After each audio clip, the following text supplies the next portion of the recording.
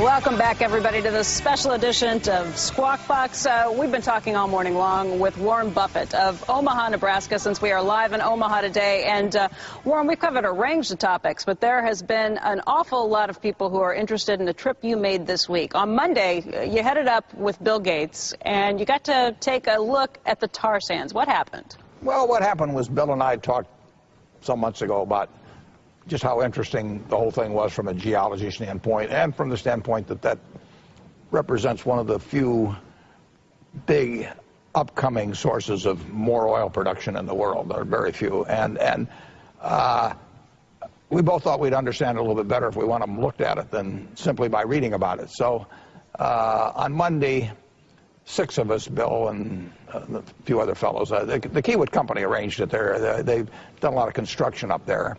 And we went up and to northern Alberta, and we saw a very big mining type project. There are 2 ways that they recover oil from the tar sands. And then we went to this in situ project also, and we had some terrific people explain a lot about how it worked, both from an economic standpoint and from a physical standpoint. And was this something that you came up with, that Bill came up with, your friend Walter Scott from the Kiewit Company? Who came up with the idea? Walter Scott arranged it for it. Walter, a whole lot smarter than I am about what goes on in mining and all of anything to do with the real world. I'm good with numbers. And so he arranged the trip for us. But it was something that Bill and I cooked up a couple of months ago when we were talking about the tar sands. We said, why don't we go up and take a look? And so we found a date when 6 of us could do it. Walter arranged the trip.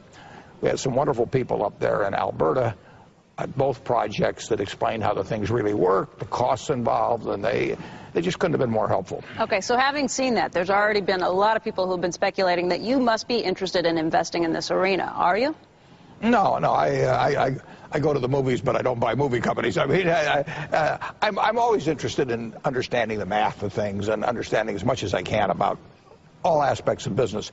And what I learned today may be useful to me 2 years from now. I mean, if I understand the tar sands today and oil prices change or whatever may happen, I've got that filed away, and I can use it at some later date. And that's really the wonderful thing about investments is your knowledge is cumulative. So if you learn about coal or you learn about retailing or something 40 years, it's useful at some point. Wait, does that make you think that an investment in a tar sands company, somebody who's taking advantage of that, would not be worth it at $120 a barrel for oil? Well, the biggest variable in whether it's a good investment is the price of oil.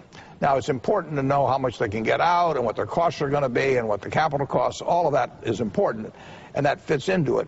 But you still have to figure out what your own feeling is about what oil is going to be selling for 3 years from now or 5 years from now. Because you could be the world's greatest mining engineer, but if you were wrong about the price of oil in a big way, it would negate all that knowledge. So I can tell you that if you had $120 oil from now till 50 years from now, that the tar sands would work out very well.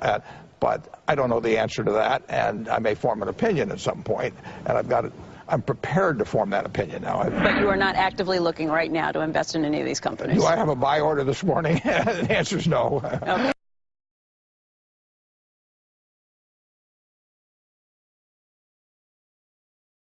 Hi, my name is Ksenia Gankina, and I was born in Russia, and I'm now a second-year student at Columbia Business School. My question is for Mr. Gates. What industry do you think is going to produce the next Bill Gates? Because that's the industry I want to get a job in.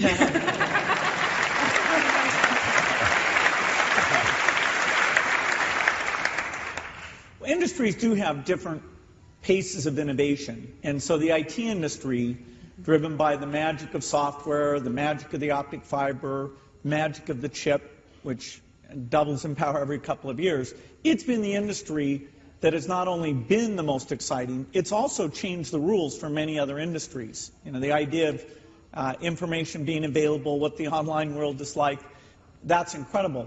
I'd say there are a few other industries that will compete for being exciting in the decades ahead. The energy business, some approach will provide cheaper energy that's environmentally friendly. And there's a lot of science, a lot of business.